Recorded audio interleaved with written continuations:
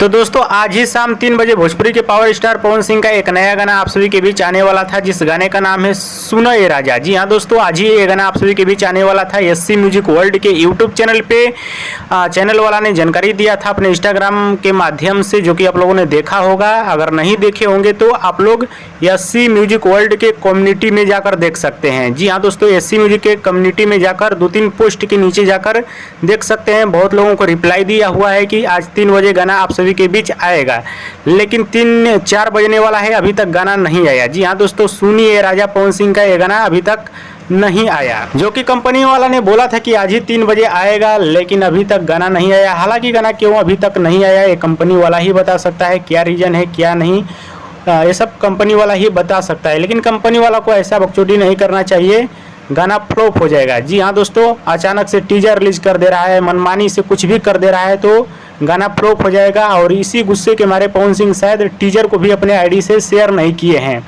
तो देखिए कब तक गाना आता है, जब आएगा तो आप लोग सुनिएगा गाना, बाकी गाने के बारे में रिव्यू किया जाएगा बाद में। और दोस्तों वीडियो पसंद आया तो ज़्यादा लाइक करें, कमेंट करें, शेयर करें, सब्सक्राइब करें। धन्यवाद दोस्तों।